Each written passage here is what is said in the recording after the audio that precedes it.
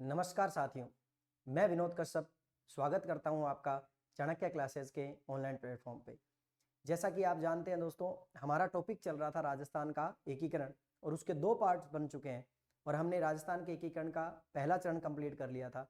आज के इस चरण के अंदर या आज के इस वीडियो के अंदर सेशन के अंदर हम सेकंड चरण से क्या करेंगे, आगे पढ़ेंगे। तो चलिए दोस्तों, ज़्यादा देर नहीं करते हैं और जानकारी लेते हैं सेकंड चरण की। दोस्तों, राजस्थान का जो दूसरा चरण है, जिस दूसरे चरण के बारे में मैंने आपको इससे पहले एक ट्रिक भी बताई थी कि भी आपको सातों चरण याद करने हैं तो उस चरण के माध्यम से आप याद कर सकते हो। तो मैंने एक ट्रिक दी थी, एमपी से बस राजस्थान आई, तो एम से मत्स्य संघ हो गया और पी से बन गया पूर्वी राजस्थान। तो यहां हम बात करेंगे दोस्तों, अगर राजस्थान की, तो पूर्वी राजस्थान की बात कर रहे हैं तो यहां पर थोड़ा ध्यान रखिएगा आप। ये द्वितीय चरण था हमारा, जिसको हम पूर्वी राजस्थान या पूर्व राजस्थान भी बोल देते हैं। ध्यान रखिएगा, पूर्वी राजस्थान या पूर्व राजस्थान बोल देते हैं। और जिसकी डेट जो थी 25 मार्च सन 1900 क्या थी, 48 थी। 25 मार्च 1948 को ये द्वितीय चरण हुआ था। इसको याद रखने का ये तरीका ये है कि पहला चरण जो है वो हमारा 18 मार्च 1948 को हुआ, तो दूसरा चरण जो है वो एक सप्ताह बाद हुआ था। ध्यान रखिएगा दोस्तों, दूसरा चरण जो है वो एक सप्ताह के बाद हुआ। तो आप देखिए, 18 से हम एक सप्ताह बाद जाएंगे तो 18 और 7 25, तो दूसरा चरण हमारा कब हो गया, 25 मार्च 1948 को। सबसे पहला इस चरण को समझने के लिए मैं आपको एक बार चित्र दिखाता हूं। इस चरण के अंदर अगर हम बात करें तो इस चरण के अंदर हमारे पास कुल दोस्तों 9 रियासतें। ध्यान रखिएगा, इस चरण में कुल हमारे पास कितनी रियासतें, 9 रियासतें। और याद रखिएगा दोस्तों, एक ठिकाना इस चरण के अंदर क्या किया गया था, विलय किया गया था। 9 रियासतें और एक ठिकाना। अगर हम बात करें तो कुल इस चरण में कितनी इकाइयां विलय हुई, 10 इकाइयां क्या की गई, विलय की गई। अब सवाल ये उठता है कि इस चरण के अंदर 9 रियासतें और एक ठिकाना कैसे विलय हुआ, ठीक है ना, इसके पीछे की क्या कहानी है। तो चलिए हम इस जानकारी को क्या करते हैं, आगे शुरू करते हैं। दोस्तों, यहां पर हमें समझना होगा कि कोटा के एक शासक हुआ करते थे जिनका नाम था भीम सिंह। ठीक है ना, कोटा के शासक भीम सिंह द्वितीय, ये कोटा के शासक हुआ करते थे, भीम सिंह द्वितीय। भीम सिंह द्वितीय जो थे, इनको ये लगने लगा कि जब पहले चरण के अंदर जो 4 रियासतें विलय की गई हैं, उन रियासतों को जिनको विलय किया गया है वो चारों की चारों रियासतें शर्त को पूरा नहीं करती हैं। और उनको भी ये एहसास होने लगा कि कहीं ना कहीं उनकी रियासत भी वो 2 शर्तों को क्या नहीं करती हैं, पूरा नहीं करती हैं, जो मैं इनसे पीछे की वीडियो में बता चुका हूं। क्योंकि सारा एकीकरण उन्हीं शर्तों पर और कुछ चीजों पर ही डिपेंड होता है। वो 2 शर्तें ये थी कि एक तो वो रियासत स्वतंत्र रख सकती है या अपना स्वतंत्र अस्तित्व रख सकती है, जो एक तो क्या करती है 10 लाख या 10 लाख से अधिक अपनी आबादी रखती है, और 1 करोड़ और 1 करोड़ से अधिक उसकी क्या है, सालाना आय है। और इन दोनों शर्तों को कोटा रियासत भी पूरा नहीं करती थी और बाकी अन्य रियासतें भी पूरा नहीं करती थी, केवल 4 रियासतें इसको पूरा करती थी। तो उनके दिमाग में आया कि जब उन 4 रियासतों के लिए उन्होंने अलग से एक चरण बना दिया है और मत्स्य संघ उसे नाम दे दिया है, तो कहीं वो हमें भी इस तरह से कहीं विलय करने का प्रयास न करें और कहीं ऐसा ना हो कि रियासतों को वो इधर उधर डाल दें। कि जैसे एग्जाम्पल के तौर पर यूं मान लीजिए झालावाड़ है, बिल्कुल अंत में बिल्कुल एमपी के अंदर जाती हुई दिखाई दे रही है आपको, तो यूं हो के चक्के भी एमपी के अंदर डाल दें उसको। तो उनको लगा कि क्यों ना हमें उन रियासतों का, जो रियासतें शर्त पूरा नहीं करती हैं, उन रियासतों का एक क्या बना लेना चाहिए, संघ बना लेना चाहिए। तो इस प्रयास को करने वाले जो पहले व्यक्ति थे वो कौन थे, कोटा के भीम सिंह द्वितीय थे।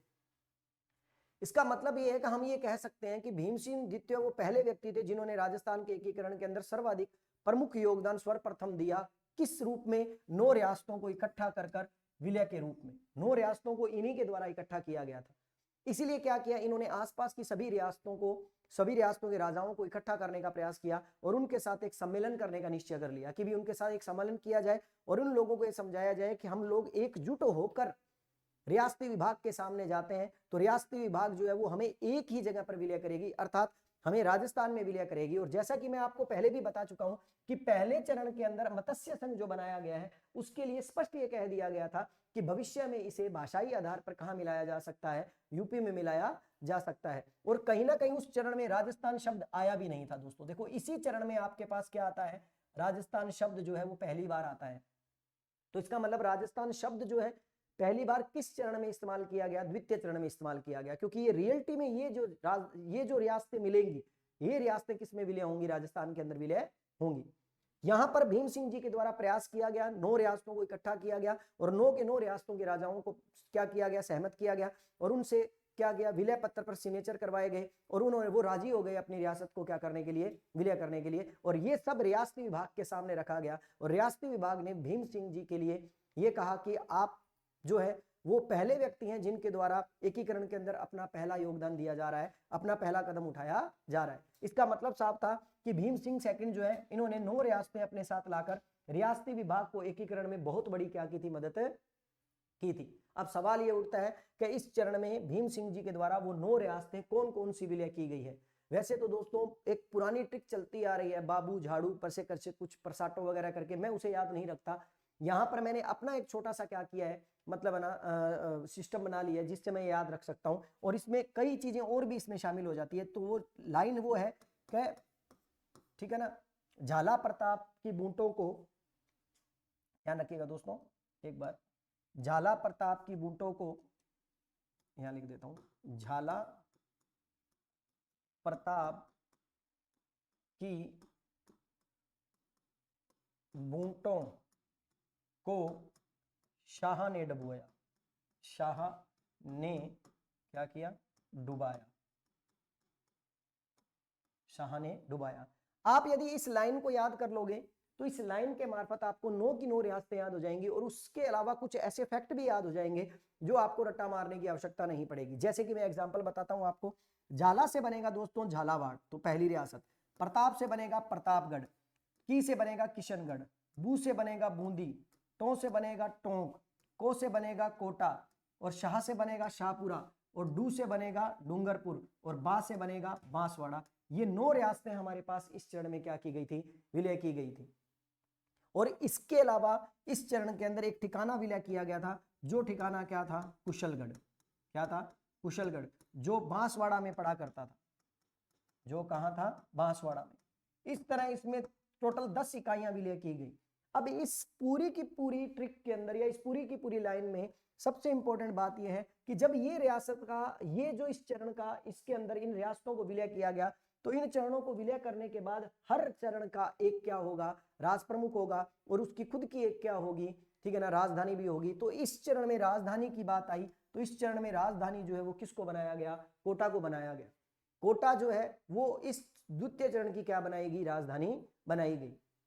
यहां पर आपको ये भी याद रखना होगा कि ये जो 9 की 9 रियासतें जब विलय हो रही थी, तो आप गौर से देखिए दोस्तों, इन सब 9 की 9 रियासतों के अंतर्गत जब आप इसे विलय कर रहे हो तो विलय करते समय सबसे अंत के अंदर कौन सी रियासत लिखी हुई है, बांसवाड़ा। सबसे अंत में है बांसवाड़ा, लास्ट में है बांसवाड़ा। तो अंत को क्या बोलते हैं, डेथ, मृत्यु।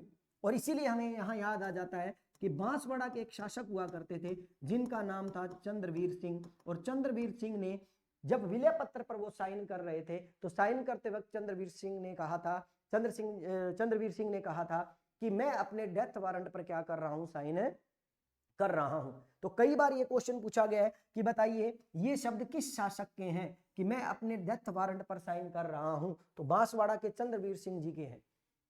और ये किस चरण में कहे गए, द्वितीय चरण में कहे गए, जब अपनी रियासत का क्या किया जा रहा था, विलय किया जा रहा था। तो इस चरण के अंदर कुल 10 इकाइयां मिली हैं और इस चरण की राजधानी जो है वो किसको बनाया गया, कोटा को बनाया गया। और इस तरह का एक भू क्षेत्र जो है वो हमारे पास 25 मार्च 1948 को क्या हुआ, प्राप्त हुआ, जिसके अंदर क्या शामिल नहीं था, अलवर, भरतपुर, करौली और धौलपुर शामिल नहीं था, क्योंकि अभी उसको राजस्थान में शामिल नहीं किया गया। अभी उसके लिए केवल इतना कहा गया था कि वो भाषाई आधार पर आगे भविष्य में कहां मिलाया जा सकता है, यूपी में मिलाया जा सकता है। तो इस तरह हमारे पास कुल कितनी इकाइयां आई, 10 इकाइयां आ गई। लेकिन अब एक चीज यहां पर थोड़ा सा और समझना होगा, जैसा कि मैंने अभी बताया आपको कि इस चरण की राजधानी जो है वो किसको बनाया गया, कोटा को बनाया गया। इस चरण की राजधानी जो है वो किसको बनाया गया, कोटा को बनाया गया। तो आप देखिए दोस्तों, इस चरण की राजधानी यदि कोटा है तो आज के बाद, अब के बाद हम जितने भी चरण पढ़ेंगे, पहले चरण को छोड़कर, पहला चरण अपवाद है अपने आप में इस मामले में, तो पहले चरण को छोड़कर अब जो भी चरण हम पढ़ेंगे, तो जिस चरण की राजधानी रहेगी, जिस चरण में जो राजधानी रहेगी, याद रखिएगा वहीं का राजा अपने आप में क्या होगा, राज प्रमुख होगा। इसका मतलब यहां कोटा राजधानी है तो कोटा राजधानी का राजा कौन है, भीम सिंह द्वितीय है। इसलिए यहाँ के शासक जो है वो राज प्रमुख के पद पर आसीत हो जाएंगे। अर्थात पहला चरण छोड़ दीजिए, क्योंकि पहले चरण में अलवर राजधानी थी, लेकिन राज प्रमुख का पद जो था वो धौलपुर के उदयभान सिंह जी को दिया गया था। तो ये भी एक अपवाद है। क्वेश्चन बनाना चाहे तो यूं भी बनाया जा सकता है कि बताइए ऐसा कौन सा चरण है जिसके अंदर जो राजधानी रही है उनके पास राज प्रमुख का पद नहीं रहा है, तो वो मत्स्य संघ रहा है, ध्यान रखिएगा वो चरण। और बाकी सभी चरणों में यही रहा है कि जहां राजधानी है वहीं राज प्रमुख का पद रहा है। तो ये भी याद रखिएगा, राज प्रमुख का पद जो है वो कोटा के किसको दे दिया गया, भीम सिंह द्वितीय को दे दिया गया, भीम सिंह सेकंड को दे दिया गया। अब भीम सिंह सेकंड के बाद इस पद को लेकर बात चली कि भी राज प्रमुख का पद तो इनके पास आ गया। द्वितीय चरण के अंदर हमने टोटल कितनी रियासतें ले ली, ठीक है ना, 9 रियासतें ले ली, याद रखिएगा दोस्तों, ये द्वितीय चरण है।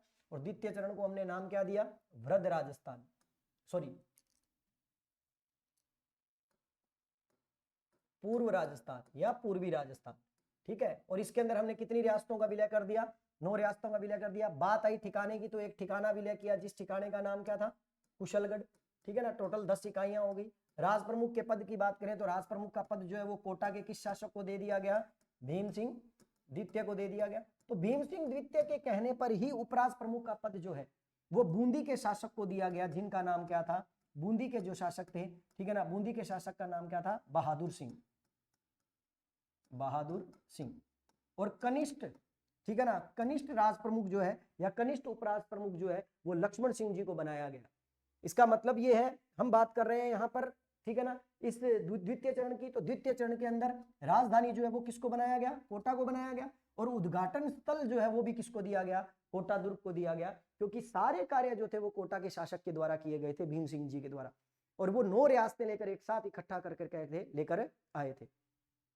इस चरण के उद्घाटन के लिए भी, चरण के उद्घाटन के लिए किसको बुलवाया गया, ठीक है ना, उन्हीं केंद्रीय मंत्री एनवी गोडगिल को बुलाया गया, जिन एनवी गोडगिल के द्वारा फर्स्ट चरण का भी उद्घाटन किया गया था और सेकंड चरण का भी उद्घाटन किया गया था। तो थोड़ा ध्यान रखिएगा, एनवी गोडगिल ने 2 चरणों का क्या किया है, उद्घाटन किया है। नेक्स्ट बात करते हैं प्रधानमंत्री की। तो इस चरण का प्रधानमंत्री जो है वो गोकुल लाल असावा को बनाया गया, जिनका संबंध कहां से था, शाहपुरा से था, शाहपुरा से रिलेटेड थे। इस चरण के अंतर्गत कुछ और पदों की बात करें, कुछ और बात करें, तो ये जो पूरा भूभाग हमें प्राप्त हुआ था ये 6807 वर्ग किलोमीटर का प्राप्त हुआ था। इसका क्षेत्रफल जो था 6807 वर्ग किलोमीटर था और इसकी कुल जनसंख्या जो थी वो 23.05 लाख थी, अर्थात लाख थी। अगर हम बात करें वार्षिक आय की, तो वार्षिक आय इस पूरे भूभाग की 200 करोड़ रुपए थी। और इस चरण के अंदर जैसा कि मैंने आपको बताया कि बांसवाड़ा के जो शासक हैं, जिनका नाम है चंद्रवीर सिंह, उनके द्वारा यह कहा गया था कि आज मैं अपने डेथ वारंट पर क्या कर रहा हूं, सिग्नेचर कर रहा हूं। इस चरण के अंदर केवल यही बातें रही। इस चरण को याद रखने के अंदर आपको केवल एक सूत्र याद रखना है, जैसा कि जो सूत्र मैंने आपको क्या किया था, बताया था, उस सूत्र को याद कर लीजिए कि झाला प्रताप की बूंटों को शाह ने डुबोया। अगर ये सूत्र याद हो जाता है आपको तो अपने आप 9 की 9 रियासतें विलय के बारे में पता लग जाएंगी। और अंतिम नंबर पर बांसवाड़ा आता है तो ये भी समझ में आ जाएगा कि अंतिम मतलब अंतिम बात किसने कही होगी, मृत्यु की बात किसने कही होगी, चंद्रवीर सिंह जी ने कही होगी। बांसवाड़ा के शासक हुआ करते थे ये। तो इस चरण के अंदर ये सब बातें हुई, लेकिन इस चरण में एक छोटा सा और ध्यान रखिएगा दोस्तों। इस चरण के अंदर अगर हम बात कर रहे हैं तो ठीक है, इस चरण के अंदर थोड़ा जो सम्मेलन कोटा के भीम सिंह जी ने बुलवाया था राजाओं की सहमति के लिए कि भी 9 की 9 रियासतें जो है वो क्या हो जाए, उनके साथ क्या हो जाए, सहमत हो जाए, उनके साथ विलय करने के लिए तैयार हो जाए और विलय पत्र पर साइन कर दें। तब ऐसी स्थिति के अंदर उदयपुर के जो भोपाल सिंह जी जो थे, ध्यान रखिएगा दोस्तों, उदयपुर शासक थे जिनका नाम था भोपाल सिंह जी, भोपाल सिंह जी। ये उदयपुर के जो भोपाल सिंह जी थे, इन्होंने इस बात को लेकर ये सहमति जताई थी कि भी मुझे भी आपके सम्मेलन में भाग लेना देने दीजिए, ताकि मैं भी जान सकूं आप क्या करना चाहते हो और मैं हो सकता है आपके साथ क्या हो जाऊं, विलय हो जाऊं। लेकिन सम्मेलन के बाद इन्होंने मना कर दिया था कि मैं विलय नहीं होऊंगा, क्योंकि मैं शर्त को पूरा करने वाली रियासत हूं और मैं अपने शर्तों के आधार पर क्या होऊंगा, मैं विलय होऊंगी। इस बात को लेकर जब चरण कंप्लीट हो जाता है तो चरण कंप्लीट होने के बाद जब चरण की डेट रख दी जाती है और उसका उद्घाटन रख दिया जाता है कि भी 25 मार्च को इस चरण का क्या होगा, उद्घाटन होगा। 25 मार्च सन 1948 को द्वितीय चरण का क्या होगा, ठीक है ना, उद्घाटन होगा। तब ऐसी स्थिति में 2 दिन पहले, याद रखिएगा दोस्तों, कितने दिन पहले, 2 दिन, मतलब कौन सी तारीख को, 23 तारीख को, 23 तारीख को 2 दिन पहले उदयपुर के शासक भोपाल सिंह रियासती विभाग को कहते हैं कि मैं अपनी रियासत को विलय करने के लिए तैयार हूं, लेकिन यदि आप इस उद्घाटन को थोड़ा आगे बढ़ा दें तो मैं इन्हीं के साथ अपने आप को विलय कर दूंगा। और मेरी कुछ शर्तें हैं, उन शर्तों को यदि आप मान लो तो हम इस बारे में क्या कर सकते हैं, चर्चा कर सकते हैं। लेकिन पटेल साहब ने उन्हें कहा कि यदि विलय करना है तो आप अभी कर लीजिए, शर्तों के बारे में हम बात नहीं करेंगे क्योंकि अभी समय वक्त कम है।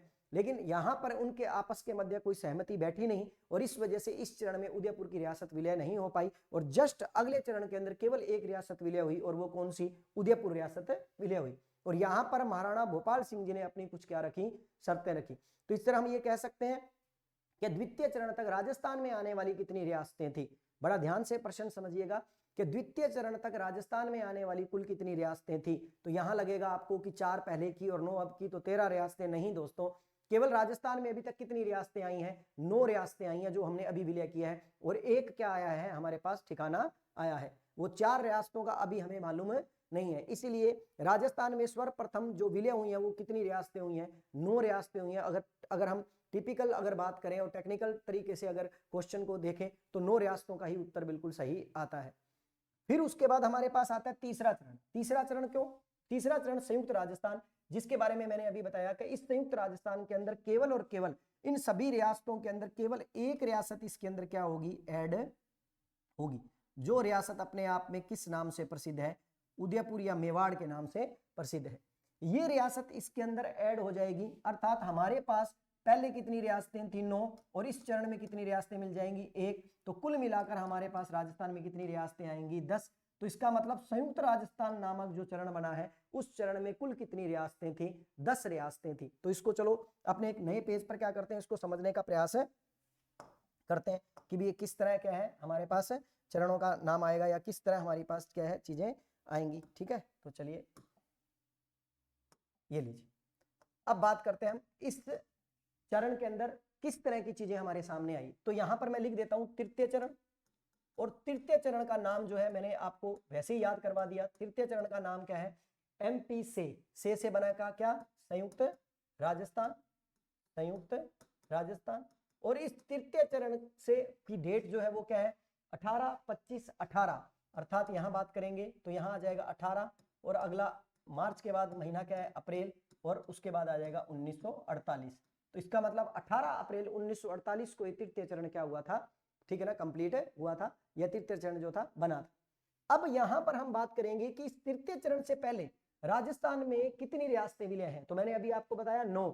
अगर देखिए दोस्तों 4 रियासतें विलय होती तो आप सोच के देखिए हमें द्वितीय चरण के अंदर मत्स्य संघ प्लस वो 9 रियासतें क्यों नहीं की, क्योंकि वो राजस्थान में अभी है ही नहीं। लेकिन यहां पर आप देखिए जब हम संयुक्त राजस्थान बना रहे हैं तो संयुक्त राजस्थान के अंदर हम सबसे पहले किसको ऐड कर रहे हैं, ठीक है ना, पूर्व राजस्थान को, जो दूसरा चरण है, और उसके बाद हम उसके अंदर किसका विलय कर रहे हैं, उदयपुर का। इसका मतलब कंफर्म है इस बात को, ये क्या है, सबूत के तौर पर हम मतलब सिद्ध कर सकते हैं कि पूर्व राजस्थान रियल में राजस्थान का एकीकरण का पहला चरण था। मत्स्य संघ तो बाद में जब विलय कर दिया गया तो ये कह दिया गया कि हाँ भाई ये 4 रियासतें बनी किसके लिए थी, राजस्थान के लिए थी। इसका मतलब पूर्व राजस्थान जो है वो याद रखिएगा, पूर्व राजस्थान में हमारे पास 9 रियासतें आ गई हैं और एक ये हो गई है, तो 1, 9 टोटल कितना हो गया, 10। और इस 10 ने मिलकर निर्माण किया किसका, संयुक्त राजस्थान का। तो इस तरह राजस्थान में कुल 10 रियासतें आ गई, लेकिन इस चरण में कोई ठिकाना नहीं आया। कारण क्या है, क्योंकि उदयपुर के अंदर कोई ठिकाना पड़ा नहीं करता था। जो ठिकाना था वो कहां था, जयपुर के अंदर, क्योंकि एकीकरण के दौरान लावा ठिकाना जो था जयपुर में आता था, टोंक में नहीं। टोंक में आता होता तो वो लावा ठिकाना भी द्वितीय चरण में क्या हो जाता, विलय हो जाता, क्योंकि टोंक रियासत का विलय किस चरण में हो चुका है, दूसरे चरण में हो चुका है। यहां पर जब इस तरह का विलय हुआ उदयपुर रियासत ने, और उदयपुर रियासत के जो शासक थे जिनका नाम था भोपाल सिंह, इनकी एक और बड़ी बात बताता हूं आपको।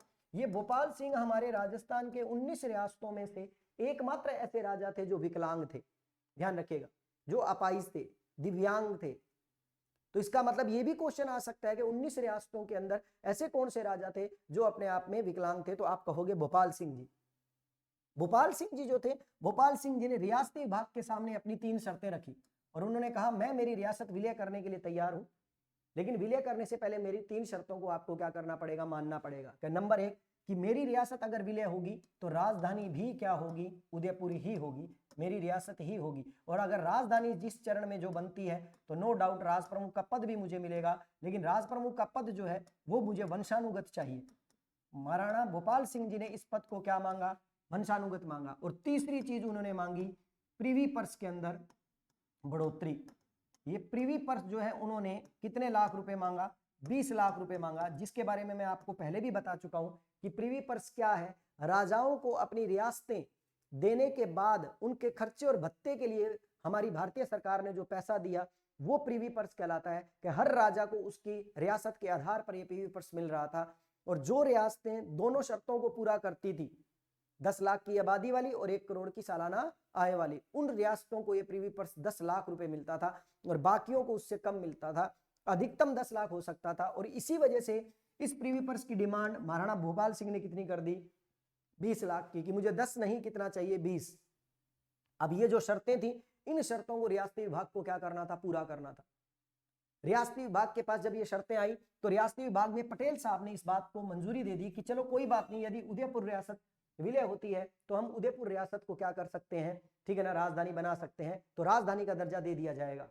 लेकिन बात आई राज प्रमुख की पद की, तो यहां पटेल साहब थोड़े चतुर थे और पटेल साहब ने महाराणा भोपाल सिंह जी से पूछा कि भोपाल सिंह जी, आपको राज प्रमुख का पद क्यों चाहिए। जैसा कि मैंने बोला, ठीक है ना, कि राज प्रमुख के पद के लिए भोपाल सिंह जी जोर लगा रहे थे, तो उन्होंने बताया कि साहब, इससे पहले राज प्रमुख का पद कोटा के भीम सिंह के पास है और आप उसे हटाकर ये राज प्रमुख का पद मुझे दे दोगे, और ये पद मुझे मिलने के बाद जब मैं मेरी रियासत को विलय कर दूंगा तो अभी 3 रियासतें शर्त को पूरा करने वाली रह रही हैं, जब वो विलय होंगी और उनमें से किसी ने ये शर्त लगा दी कि उन्हें राज प्रमुख का पद चाहिए, तब तक मैं मेरी रियासत तो विलय कर चुका हूंगा, इसलिए आप मुझे किसी भी तरह, मतलब किसी भी वक्त आप मुझे राज प्रमुख के पद से क्या कर सकते हो, हटा सकते हो, इसलिए मुझे ये राज प्रमुख का पद केवल क्या चाहिए, वंशानुगत चाहिए। पटेल साहब उसकी व्यथा को जान गए थे, उसके दर्द को समझ गए थे कि वो ये चाहता है कि वो राज प्रमुख के पद से क्या ना हो, हटे नहीं। इसलिए पटेल साहब ने देखो उस छोटी सी बात को घुमाया और घुमा कर ये कहा कि चलिए फिर भोपाल सिंह जी, हम आपको राज प्रमुख का पद जो है वो वंशानुगत नहीं आजीवन देते हैं, जब तक आप जीवित हैं तब तक आप इस पद पर बने रहेंगे और आप अपनी मर्जी से ही इस पद को क्या करेंगे, छोड़ेंगे। कितनी बड़ी बात है दोस्तों कि एक छोटी सी बात को उन्होंने इस तरह रख दिया, और किस तरह उस लोह पुरुष ने इस हमारे पूरे देश का एकीकरण किया, इस बात का यहां से पता लग सकता है, ठीक है ना, कि उसने वंशानुगत अगर पद दे देता तो आप मान के चलिए ये राज प्रमुख का पद जीवन भर खत्म नहीं होता। क्यों? क्योंकि फिर कहीं ना कहीं वंशज आते रहते और वो उन पदों पर चले बने रहते। इसका मतलब साफ था कि वंशानुगत का मतलब उनके घर के अंदर से ही किसी व्यक्ति को चुनना, लेकिन अगर मान लीजिए किसी और को चुनना हो तो वो नहीं चुन पाएंगे। लेकिन अगर आजीवन पद में ऐसा होता है तो भोपाल सिंह जी की मृत्यु के बाद किसी भी व्यक्ति को यह पद दिया जा सकता है, या फिर यह पद क्या किया जा सकता है, समाप्त भी किया जा सकता है। इसका मतलब ये आजीवन शब्द का जो लाने का श्रेय जो है इस एकीकरण के अंदर वो किसका जाता है, ठीक है ना, याद रखिएगा, सरदार वल्लभ भाई पटेल का। इसका मतलब ये था भोपाल सिंह का डर दूर हो गया कि ठीक है साहब, अगर मैं मेरे आजीवन बना रहूंगा, मैं मेरी मर्जी पर बना रहूंगा, मेरी मर्जी से छोड़ पाऊंगा तो मुझे शर्त मंजूर है। अब बात आई 10 लाख की जगह पर प्रीवी पर्स कितना देना, 20 लाख। दोस्तों ये प्रीवी पर्स, ये भी याद रखिएगा, इस प्रीवी पर्स को इंदिरा गांधी के काल के अंदर क्या कर दिया गया था, समाप्त कर दिया गया था। इस प्रीवी पर्स के रूप में 20 लाख रुपए जब भोपाल सिंह जी मांगे, तब सरदार पटेल साहब ने कहा कि हम आपको 20 लाख रुपए दे देंगे, लेकिन प्रीवी पर्स के रुपए जो है वो कितने होंगे, 10 लाख ही होंगे। हम 5-5 लाख रुपए आपको जो है वो आपको वेतन भत्ते और धार्मिक कार्यों के लिए क्या करेंगे, प्रदान करेंगे। लेकिन डॉक्यूमेंट्स में ये जो पैसा है प्रीवी पर्स का कितना लिखा जाएगा, 10 लाख ही लिखा जाएगा। क्योंकि नो डाउट दोस्तों इसके जैसे और भी कई राजा थे जो शर्त को क्या करते थे, पूरा करते थे, और जब शर्त को पूरा करते हैं तो वो भी 20 लाख मांगते। तो सोच के देखिए भारत सरकार पर कितना ज्यादा क्या हो जाता, व्यय जो है वो क्या हो जाता, भार जो है वो आ जाता। इसलिए उन्होंने कहा प्रीवी पर्स तो 10 लाख ही मिलेगा, 5-5 लाख रुपए जो है वो आपको 2 एक्स्ट्रा दे दिए जाएंगे, तो आपके पास 20 लाख रुपए आ जाएंगे। इस वजह से इन शर्तों को पूरा करते हुए भोपाल सिंह ने अपनी रियासत को विलय करने के लिए क्या हो गया, तैयार हो गया। और भोपाल सिंह ने इस चरण के अंदर अपनी रियासत को क्या कर दिया, विलय कर दिया। तो इस चरण की हम बात करें तो इस चरण में केवल कितनी रियासत आई दोस्तों, एक रियासत आई हमारे पास। इस चरण में हमारे पास कितनी रियासत आई, एक रियासत। और ये रियासत जो थी, इस रियासत का नाम क्या था, उदयपुर। उदयपुर रियासत इस चरण में क्या हो गई, विलय हो गई। बात करें राज प्रमुख के पद की, तो जैसा मैंने बताया कि राज प्रमुख का पद जो है वो किसको दे दिया गया, ठीक है ना, उदयपुर के महाराणा भोपाल सिंह जी को दे दिया गया। और उपराज प्रमुख के पद की बात आई तो इससे पहले वाले चरण में, दूसरे चरण में जो हमारे राज प्रमुख थे कोटा के भीम सिंह जी, उन भीम सिंह जी को किस पद पर आसीन कर दिया गया, ठीक है ना, उपराज प्रमुख के पद पर क्या कर दिया गया, आसीन कर दिया गया। तो कोटा के भीम सिंह जी जो है वो कौन से पद पर आ गए? उपराष्ट्र प्रमुख के पद पर। रही बात प्रधानमंत्री के पद की, तो उदयपुर के कद्दावर नेता थे, ध्यान रखिएगा, जिनका नाम था माणिक्यलाल वर्मा, ठीक है। और इस प्रधानमंत्री के पद पर किसको नियुक्त किया गया? माणिक्यलाल वर्मा को। माणिक्यलाल वर्मा, माणिक्यलाल वर्मा जो है, इनको प्रधानमंत्री का पद क्या कर दिया गया? दे दिया गया। फिर बात आई राजधानी की, तो जैसा कि मैंने बताया, जहां राज प्रमुख होगा, जहां राजधानी होगी, वहीं राज प्रमुख का पद होगा। तो राजधानी वैसे भी किसको स्वीकार कर लिया गया था? उदयपुर को स्वीकार कर लिया गया था इस चरण में। उद्घाटन स्थल की बात आई तो कोटा वाले ने कहा, महाराज आपने सारा कुछ उदयपुर वाले को दे दिया है, राज प्रमुख का पद भी आपने उन्हें दे दिया है, तो कम से कम ये व्यवस्था तो बिठा दीजिए कि इस चरण का उद्घाटन जो है वो कहाँ हो? कोटा में हो, ताकि इतिहास के अंदर स्वर्णिम अक्षरों में किसका नाम लिखा जाए? कोटा का नाम लिखा जाए। और इसलिए इस चरण का उद्घाटन जो है वो किस दुर्ग में हुआ? कोटा दुर्ग में हुआ। यहां राजस्थान की सबसे पुरानी रियासत, जिसने एक ही क्षेत्र पर लंबे समय तक शासन किया है, इस रियासत का क्या होने जाना था? विलय होने जाना था, विलय हो रहा था। इसीलिए हमारे देश के जो प्रधानमंत्री हैं पंडित जवाहरलाल नेहरू जी, इस चरण के अंदर खुद स्वयं उद्घाटन करने के लिए आए। इससे पहले जो उद्घाटन हुए हैं 2 चरणों के, उन उद्घाटन को करने वाले व्यक्ति कौन थे? NV गॉडगिल। इसका मतलब तीसरा चरण का उद्घाटन जो है वो किसके द्वारा किया गया? याद रखिएगा, प्रधानमंत्री जवाहरलाल नेहरू के द्वारा किया गया। और इस तरह इस पूरे चरण के अंदर हमने कुल कितनी रियासतें विलय कर दी? 10 रियासतें। हमने 2 चरणों तक कुल 10 रियासतें विलय कर दी हैं दोस्तों। और इस चरण के अंतर्गत इसका कुल क्षेत्रफल जो हमारे पास बना वो बना, ठीक है ना, 29,777 वर्ग मील। ध्यान रखिएगा यहाँ पर ये। और इसकी कुल आय जो थी इस पूरे भूभाग की, वो 3016 करोड़ रुपए इसकी क्या थी? वो कुल आय थी। और महाराणा भूपाल सिंह जी ने अपनी शर्तों के आधार पर क्या किया था? राजस्थान के अंदर उदयपुर रियासत का विलय किया था। तो हम दूसरे चरण के को आज कर चुके हैं और तीसरे चरण को भी कर चुके हैं। और दूसरे चरण में हमने 9 रियासतें और 1 ठिकाना, और तीसरे चरण में हमने 1 रियासत विलय की। इस तरह हमने टोटल राजस्थान के अंदर अब तक 10 रियासतें और 1 ठिकाना क्या कर चुके हैं? विलय कर चुके हैं। अगर हम बात करें तो कुल 11 इकाइयां तीसरे चरण तक क्या हो गई हैं? विलय हो गई हैं। आज ये तीसरा चरण ही करते हैं दोस्तों, और नेक्स्ट वीडियो के अंदर हम चलेंगे अपने चौथे चरण की तरफ, और इसी प्रकार की कहानियों को लेते हुए और इसी प्रकार की जानकारी को लेते हुए, ठीक है ना, आगे बढ़ते रहेंगे। मिलते हैं दोस्तों नेक्स्ट वीडियो में। धन्यवाद।